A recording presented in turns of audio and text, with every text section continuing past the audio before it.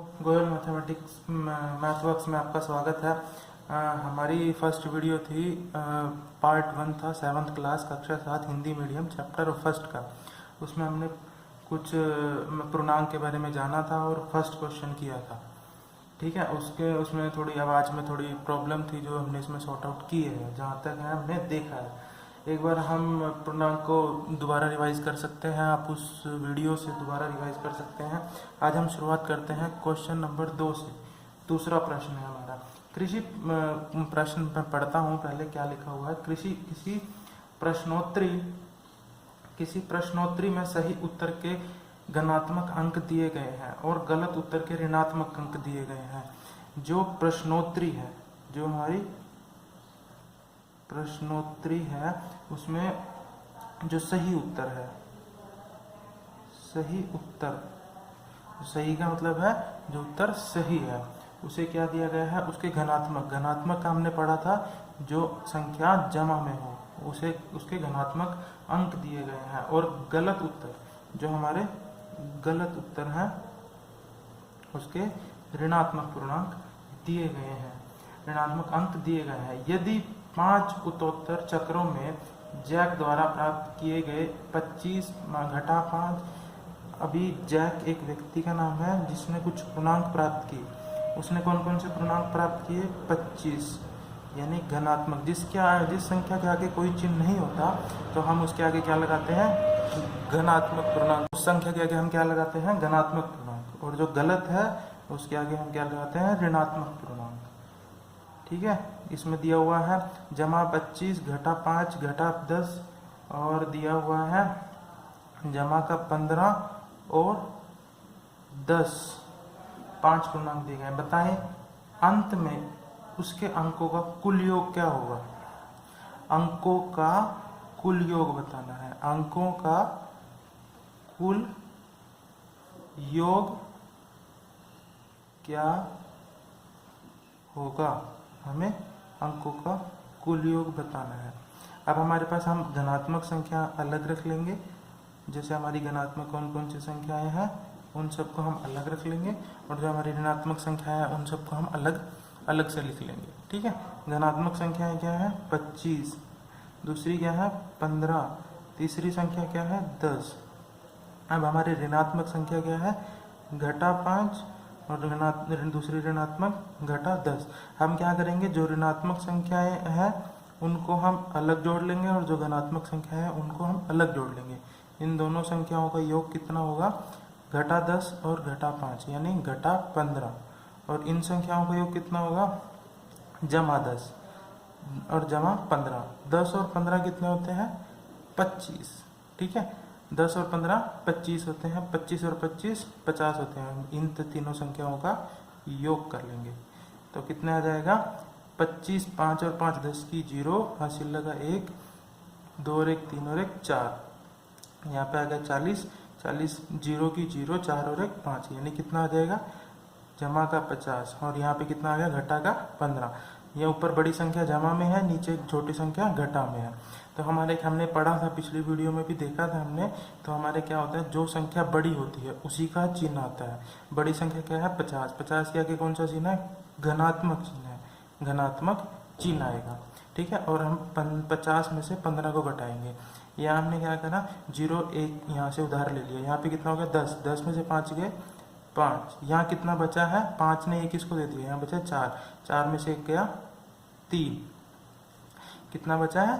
3, 4 में से 1 गया 3, यानी उसने बोला है अंकों का योग कितना होगा?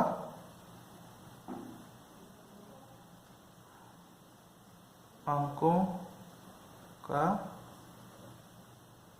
कुल योग कितना होगा? हमारे पास कितना योग आया? 35। अब हम एक बार और देख लेते हैं इसको। अब हमारे पास क्या है? प्रश्नोत्तरी। सही उत्तर को धनात्मक चिन्ह देंगे और गलत उत्तर को ऋणात्मक चिन्ह देंगे। जैक ने बोला है कि हमारे पास कुल 5 संख्याएं हैं, हमें इन सबका योग बताना है। पहली संख्या कौन सी है? जमा 25, दूसरी कौन सी है? घटा 5, तीसरी है घटा 10, चौथी है जमा 15, पांचवी है जमा 10। अंकों का कुल योग क्या होगा? हमने बताया, हमने क्या करा? धनात्मक संख्याओं को अलग लगा लिया। धनात्मक संख्या कौन सी है? 25, 15 और एक 10। इन तीनों का अलग रख लिया। ऋणात्मक संख्या यानी घटा की संख्या कौन कौन सी है? घटा 5 और घटा 10। हमने इन दोनों संख्याओं को अलग रख लिया। अब हमने धनात्मक संख्याओं को योग लिख लिया अलग। इन तीनों संख्याओं को योग करेंगे तो हमारे पास आएगा 50, और इन दोनों संख्याओं का योग करेंगे तो हमारे पास कितना आएगा? घटा का 15। अब हम जमा का धनात्मक 50 है, यानी कि जमा का 50 है और घटा का 15 है। अब हम इन दोनों को घटाएंगे तो हमारे पास कितना आ जाएगा? जमा का 35, यानी अंकों का कुल योग कितना है? 35 आया है। ठीक है, अब हम चलते हैं अगले प्रश्न की ओर। अगला प्रश्न क्या है? अब हम चलते हैं अगले प्रश्न की ओर। अगला प्रश्न है हमारे पास तीसरा। अब हम धीरे धीरे सभी प्रश्न करेंगे। सोमवार को श्रीनगर का तापमान, अब इसमें क्या दिया हुआ है हमारे पास? पहला को प्रश्न दिया हुआ है, पहला प्रश्न के अनुसार दिया हुआ है, उसमें एक चित्र दिया हुआ था। अब हम वहां से कुछ उतारेंगे, इसमें से देखते हैं क्या दिया हुआ है। अब हमने पहला प्रश्न क्या दिया हुआ है इसके बारे में हम लिखते हैं। अब उसने क्या बोला है प्रश्न 3 में, सोमवार को श्रीनगर का तापमान। अब हम लिख लेते हैं थोड़ा सा ऐसे, सोमवार को श्रीनगर का तापमान। सोमवार को श्रीनगर का तापमान कितना है? घटा 5 डिग्री सेल्सियस था। ठीक है, और मंगलवार को तापमान, जो मंगलवार को तापमान है सोमवार का था, और मंगलवार को तापमान कितना था? श्रीनगर का ही तापमान है, कितना था? 2 डिग्री कम था, यानी 2 डिग्री इससे भी कम था। घटा का निशान हमेशा कम में होता है, यानी 2 डिग्री कम था। ये हम लिख देते हैं, अभी लिख देंगे। मंगलवार को क्या था? ठीक है, 2 डिग्री कम था, यानी कि हमारा मंगलवार को तापमान कितना था? 2 डिग्री सेल्सियस कम था। यहाँ हमने अलग से लिख लिया। ठीक है, अब हमारे पास पहले ही संख्या घटा में है, पहले ही संख्या घटा में है। कम का मतलब क्या होता है? जब हमारे पास दूसरा चिन्ह भी आ जाए घटा का। तो हमने बताया था पिछले क्वेश्चन में भी, जब दोनों संख्याएं घटा की होती हैं तो उत्तर कौन सी संख्या में आता है? तो आंसर आता है घटा में, और दोनों संख्याएं आपस में जुड़ जाते हैं, यानी 5 और 2 7 डिग्री सेल्सियस। यानी कि जब घटता है मंगलवार को तापमान कम हो गया, कम का मतलब है घटा, और बढ़ने का मतलब है जमा हो गया, यानी कि मंगलवार को तापमान 2 डिग्री तक कम हो गया है, यानी कितना हो गया? घटा 7 डिग्री सेल्सियस हो गया, 7 डिग्री सेल्सियस हो गया। ठीक है, मंगलवार को तापमान हमने देख लिया, 5 डिग्री था सोमवार को, और 2 डिग्री कम हो गया तो गम हमने घटा दिया, तो हमारे पास कितना आ गया? 7 डिग्री सेल्सियस आ गया। ठीक है, अब क्वेश्चन में आगे पूछा है, एक तो पूछा क्वेश्चन में यही था कि मंगलवार को तापमान कितना हो गया था। अगला क्वेश्चन पूछा है, बुधवार को तापमान 4 डिग्री तक बढ़ गया। बुधवार को तापमान 4 डिग्री सेल्सियस तक बढ़ गया, यानी कि सोमवार को पहले घटा 5 डिग्री सेल्सियस था, मंगलवार को घटा 7 डिग्री सेल्सियस हो गया था, ये हमने पढ़ लिया। अब उसमें बोला है कि मंगलवार की तुलना में बुधवार को बढ़ गया, यानी कि पहले तो बुधवार से मंगलवार ही आता है ना, तो उस बुधवार को बढ़ गया। बढ़ने का मतलब क्या होता है? यानी जमा का निशान आएगा। मंगलवार को तापमान कितना था? घटा 7 डिग्री सेल्सियस, और बढ़ने का मतलब है निशान किसका आएगा? बढ़ने का मतलब है निशान किसका आएगा? जमा का, यानी जमा 4 डिग्री सेल्सियस बढ़ गया, 4 डिग्री सेल्सियस बढ़ गया। हमने बताया था कि जब एक संख्या धनात्मक हो या माइनस की हो, घटा की हो, और दूसरी संख्या जमा की हो या धनात्मक हो, तो क्या होता है? जो बड़ी संख्या का चिन्ह होता है, बड़ी संख्या का चिन्ह कौन सा है? घटा का, तो चिन्ह आएगा घटा का, और दोनों संख्या आपस में घट जाएंगी। तो 7 में से 4 गया, कितना आ जाएगा? 3 डिग्री सेल्सियस। तो अब उत्तर कितना है? बुधवार को तापमान कितना होगा? हमने क्या देखा? मंगलवार के तापमान में से बुधवार का तापमान घटा दिया, तो हमारे पास किस चीज का तापमान आ गया? जो बुधवार को तापमान में कमी हुई थी या बढ़ोतरी हुई थी, तो बुधवार का ये आ गया हमारे पास, बुधवार का तापमान, यानी बुधवार का तापमान कितना है? घटा 3 डिग्री सेल्सियस, ये डिग्री है। ठीक है, हम डिग्री लगाते हैं ना, डिग्री सेल्सियस। तापमान को हम सेल्सियस से मापते हैं और डिग्री से मापते हैं, 3 डिग्री सेल्सियस। अब हम एक बार पढ़ लेते हैं क्वेश्चन क्या था। तो क्वेश्चन में पहले पूछा हुआ था, सोमवार को श्रीनगर का तापमान घटा 5 डिग्री सेल्सियस था। मंगलवार को तापमान, श्रीनगर का तापमान हमने लिख लिया, कम का चिन्ह होता है घटा और ज्यादा का चिन्ह होता है जमा। ज्यादा का चिन्ह होता है जमा, ज्यादा होता है तापमान बढ़ जाता है तो जमा का निशान आता है, घट जाता है तो घटा का निशान होता है, कम हो जाता है तो घटा का निशान और बढ़ जाता है तो जमा का निशान। ठीक है, तो हमारे पास अब क्या आ गया, हमने क्या करा, मंगलवार का हमारे पास तापमान आ गया, हमने घटा दिया था तो 7 डिग्री सेल्सियस आ गया था। तो बुध का तापमान, बुधवार को तापमान क्या हो गया, 4 डिग्री बढ़ गया। हमें क्या करना है, जब भी हमें अगले दिन का पूछा जाए तापमान, बुधवार को पूछा है तो हमें तापमान मंगलवार का पता है। मंगलवार का तापमान कितना है, 7 डिग्री सेल्सियस है घटा का, और बुधवार को बढ़ गया, बढ़ने का निशान क्या है, जमा का निशान, यानी जमा 4 डिग्री सेल्सियस आ गया। तो हमने क्या करा, दोनों में से जो बड़ा चिन्ह है, बड़ा चिन्ह, बड़ी संख्या का चिन्ह संख्या कौन सी है, 7 है। 7 का चिन्ह क्या है, घटा, तो घटा का चिन्ह आ गया। हमने क्या करा, 7 में से 4 गया, जब दोनों चिन्ह अलग अलग हो तो संख्या एक दूसरे से घट जाती है। 7 में से 4 गया 3, घटा का 3, यानी बुधवार को तापमान कितना था, घटा 3 डिग्री सेल्सियस। अब हम चलते हैं अगले प्रश्न की ओर। आज हम कुछ प्रश्न कर लेंगे ताकि हमारी ये जो पहली प्रश्नावली है ये खत्म हो जाए। ठीक है, पहली प्रश्नावली को हम खत्म कर रहे हैं। ठीक है, अब हमारा चौथा प्रश्न है। चौथा प्रश्न का क्या मतलब है, क्वेश्चन चौथा क्या बोलता है, क्या चौथे क्वेश्चन में क्या पूछा गया है, क्वेश्चन चौथे में एक हवाई जहाज समुद्र तल से 5000 मीटर की ऊंचाई पर खड़ा हुआ है। यानी कि हम क्या करते हैं, हम चित्र बना लेते हैं, एक चित्र, यानी ये समुद्र का तल है, यानी यहाँ समुद्र का तल है, यहाँ पानी है। चित्र से हमें अच्छी तरह समझ में आ जाता है। ठीक है, ये 5000 मीटर की ऊंचाई पर, यानी 5000 मीटर की ऊंचाई,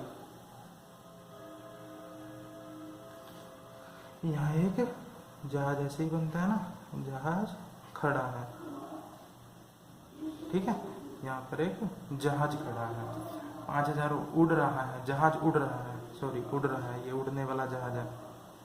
ठीक है, ये उड़ने वाला जहाज है, जो उड़ता है, प्लेन उड़ता है ना, ये उड़ने वाला जहाज है। ठीक है, उड़ने वाला जहाज है, हमने गलती से पढ़ लिया था। एक विशिष्ट बिंदु पर यह हवाई जहाज समुद्र तल से 1200 मीटर नीचे तैरते हुए पनडुब्बी के ठीक ऊपर है। एक तल से, यानी जो पनडुब्बी होती है, पनडुब्बी समुद्र के अंदर होती है, समुद्र के नीचे चलती है, यानी पानी के अंदर चलती है पनडुब्बी, समुद्र के अंदर चलती है पनडुब्बी। ठीक है, हम देख लेते हैं क्या बोला गया है। ये है हमारे पास जल, यानी समुद्र का जल, समुद्र,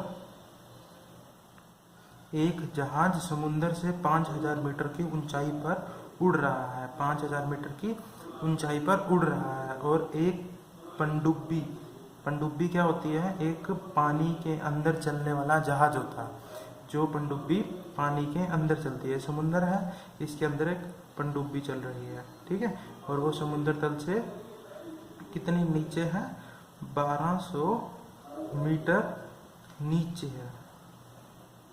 क्या है, पनडुब्बी है। ठीक है, पानी में एक पनडुब्बी चल रही है, कितने मीटर की चल रही है, 1200 मीटर नीचे चल रही है। यानी अब हम लिखते हैं, प्रश्न की इकाई लिख लेते हैं, क्या पूछा गया है। प्रश्न, समुद्र तल से जहाज की ऊंचाई कितनी है, 5000 मीटर। ठीक है, पहली इकाई होगी हमारी ये। और दूसरा पूछा है, समुद्र तल के नीचे पनडुब्बी, पनडुब्बी कितनी है, 1200 मीटर।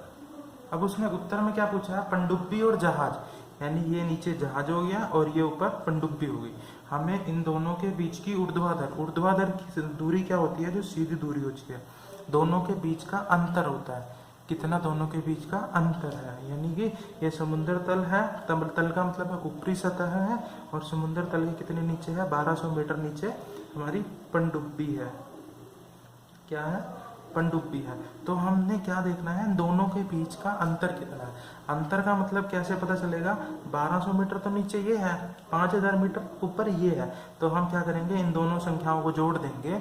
जब हमारे पास दूरी, दोनों दूरियों को, ये 5000 मीटर ऊपर है और ये 1200 मीटर नीचे है, जब हम इन दोनों दूरियों को आपस में जोड़ देंगे तो हमारी पनडुब्बी और हवाई जहाज के बीच की दूरी आ जाएगी। ठीक है। जब हम क्या करेंगे, हम दोनों की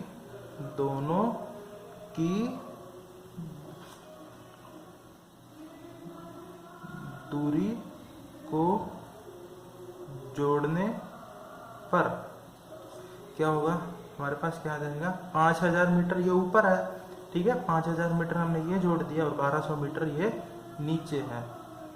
ठीक है, इन दोनों के बीच की दूरी कितनी आ जाएगी, 0 0 जमा 0 0 जमा 0 0 0 में 2 जमा करेंगे 2, 5 में 1 जमा करेंगे 6, यानी हमारे पास कौन सी इकाई में पूछा गया है, मीटर में, यानी कि हमारा उत्तर कौन सी इकाई में आएगा, मीटर में। यानी कि पनडुब्बी और हवाई जहाज के बीच की दूरी कितनी है, 6200 मीटर। कितनी है, 6200 मीटर। हमारे पास ये आ गया हमारे उत्तर। ऊर्ध्वाधर दूरी का मतलब होता है, ऊर्ध्वाधर होता है सीधी, ठीक है, ऊपर से नीचे सीधी रेखा। ऊर्ध्वाधर होता है सीधी रेखा, ऊर्ध्वाधर होता है सीधी रेखा। अब हम चलते हैं अपने अगले प्रश्न की ओर। प्रश्न है हमारा प्रश्न नंबर 5। उस प्रश्न में हमें क्या पूछा गया है, हमें हमें यहाँ पे क्वेश्चन का उत्तर ढूंढने से पहले हमें अपनी किताब को खोल लेना है। ये मैंने किताब एनसीईआरटी की एक किताब ली है जो सभी स्कूलों में मान्य है। ठीक है, मैं भी किताब से पढ़ रहा हूँ, आपको भी किताब से पढ़ना है। यहाँ मैं सिर्फ उत्तर दे रहा हूँ। आप किताब से जब प्रश्न की इकाई पढ़ेंगे तो आपको ज़्यादा अच्छे तरीके से समझ में आएगा। तो मेरा मानना ये है कि मैं प्रश्न के साथ आप मेरे उत्तर को भी ध्यान से पढ़ें। ठीक है, अब हम अगले क्वेश्चन पे चलते हैं। मोहन अपने बैंक खाते में 2000 रुपये जमा करता है। मोहन एक व्यक्ति है, मोहन अपने बैंक खाते में, ठीक है, अगर आपको प्रश्न लिखना है तो आप अपना नाम भी लिख सकते हैं। ठीक है, जैसे अपना नाम भी लिख सकते हैं। अपने खाते में 2000 रुपये की राशि, 2000 रुपये जमा करता है। ठीक है, और अगले दिन इसमें से 1642 रुपये निकाल लेता है। कितने निकाले, जमा किए इसने 2000 रुपये और निकाल लिए अगले ही दिन निकाली गई राशि।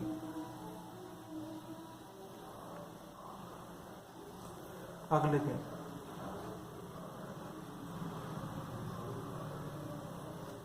दिन कितनी राशि निकाल ली गई, 1642 रुपये निकाल लिए गए उसके बैंक खाते से।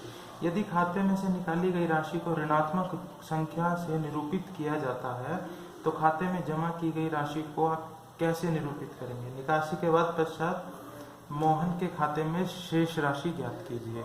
अगर हमारे पास, मान लीजिए एक उदाहरण से पढ़ते हैं, अगर हमारे पास 10 रुपये हैं, अगर हमारे पास इस समय 10 रुपये हैं, हमने 5 रुपये अपने दोस्त को दे दिए, 5 रुपये दोस्त को दे दिए। ठीक है, तो हमारे पास कितने बचेंगे, 5 रुपये बचेंगे, 5 रुपये बचेंगे। 5 रुपये हमने किसको दे दिए, दोस्त को दिए। ठीक है, और बचे कितने, 5 रुपये बचेंगे। ठीक है, तो यही बात यहाँ पे है, ये उदाहरण था। अब हम प्रश्न को पढ़ते हैं। मोहन ने अपने बैंक खाते में 2000 रुपये जमा किए। अगले दिन उसने 1642 रुपये निकाल लिए, निकासी कर दी। तो अब 1642 कौन से, क्या बोला उसने, ऋणात्मक, यानी उसने निकाल लिए, तो उसके खाते में कितने रुपए बचेंगे। अब हम क्या करते हैं, इसका उत्तर ढूंढते हैं। जमा की गई राशि कितनी है, 2000 रुपये। निकाली गई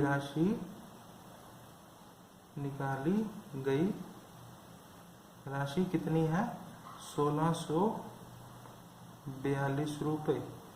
जब भी हम निकालते हैं, जमा करते हैं तो जमा का निशान आता है, निकालते हैं तो घटा का निशान आता है।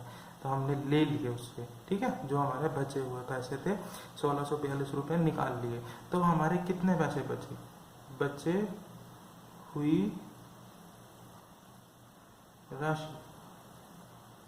राशि कितनी बचेगी? टोटल हमने कितने दिए थे, कुल कितने दिए थे 2000, निकाल कितने लिए 1642। तो हमारे पास कितने बचेंगे?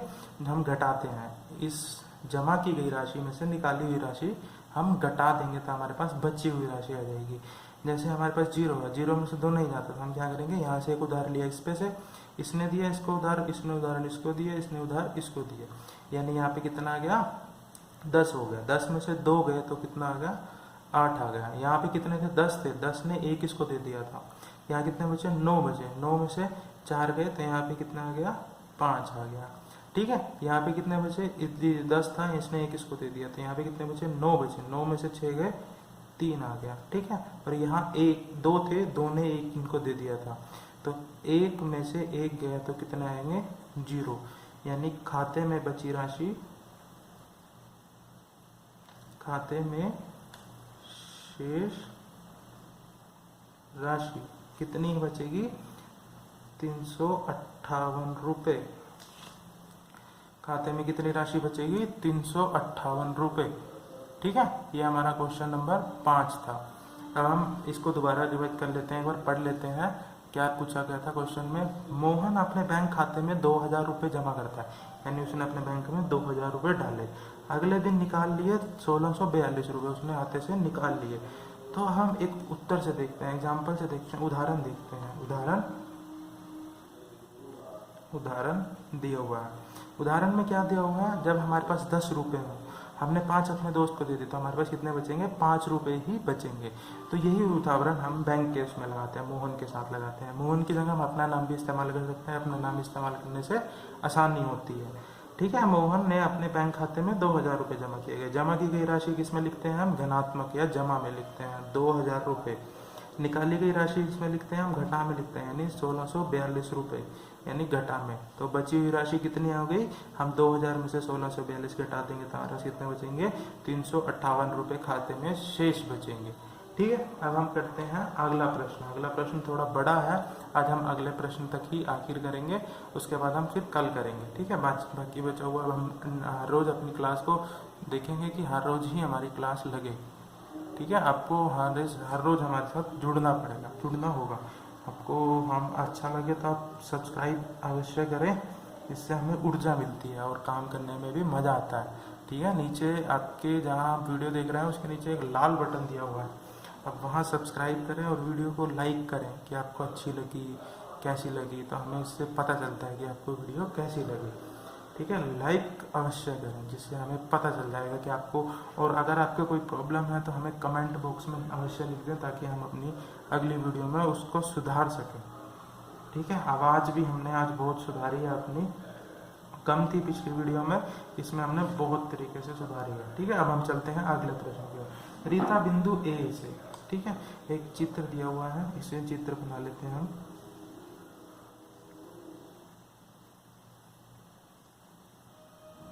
ठीक है, चित्र बना लिया। ये दिया हुआ है पश्चिम और ये दिया हुआ है पूर्व दिशा दी हुई है। ठीक है, ये दिया हुआ है ए बिंदु, ये दिया हुआ है बी बिंदु। ठीक है, रीता ए बिंदु से पूर्व की ओर बिंदु बी तक 20 किलोमीटर की दूरी तय करती है। रीता एक कन्या भी हो सकती है, कन्या ही है। यह रीता लड़कियों का नाम होता है ना, तो रीता ए बिंदु से, यानी यहाँ से पूर्व की ओर बी तक कितने चलती है 20 किलोमीटर की दूरी तय करती है। हमें ऐसे बना लेना है चित्र में। उसी सड़क के अनुदिश बिंदु बी वह 30 किलोमीटर की दूरी पश्चिम की ओर तय करता है। हमें पता नहीं है कितनी दूरी है, पश्चिम की ओर 30 किलोमीटर की दूरी तय करता है, पश्चिम की ओर तय करता है। यदि पूर्व की ओर तय की गई दूरी, जो पूर्व की ओर तय की गई दूरी को घनात्मक पूर्णांक से निरूपित किया जाता है, तो पश्चिम की तय गई दूरी को आप कैसे निरूपित करेंगे? बिंदु ए से उसकी अंतिम स्थिति को किस पूर्णांक से निरूपित करेंगे? ठीक है, अब हम इसका उत्तर ढूंढते हैं। इस प्रश्न के उत्तर के लिए आपको हमारी देखनी होगी अगली वीडियो। आज के लिए बस इतना ही रखते हैं। आप इस क्वेश्चन को खुद करने की तैयारी करें, एक बार प्रैक्टिस करें। अगर आपको खुद आता है ये प्रश्न तो ठीक है, अगर आपको एक प्रश्न खुद आता है तो आप इसको खुद करने की एक बार तैयारी करें, और नहीं, अगर आप नहीं कर सकते हैं तो कोई बात नहीं, हम आपको अगली वीडियो जल्द ही देंगे। आप अगली वीडियो में हमारा इंतज़ार करें और इस प्रश्न का हम उत्तर जल्द ही उसी वीडियो में हल करेंगे। और इससे चलते हमारी जो प्रश्नावली 1.1 है वो हमारी आज के लिए इतना ही है। 1.1 हमारी अगली वीडियो तक तो कंप्लीट हो जाएगी, पूरी हो जाएगी। ठीक है, ये भाग हमारा भाग 2 था अगली वीडियो के लिए। और याद रखिए, चैनल को सब्सक्राइब करना ना भूलें। धन्यवाद, थैंक यू, बहुत बहुत धन्यवाद।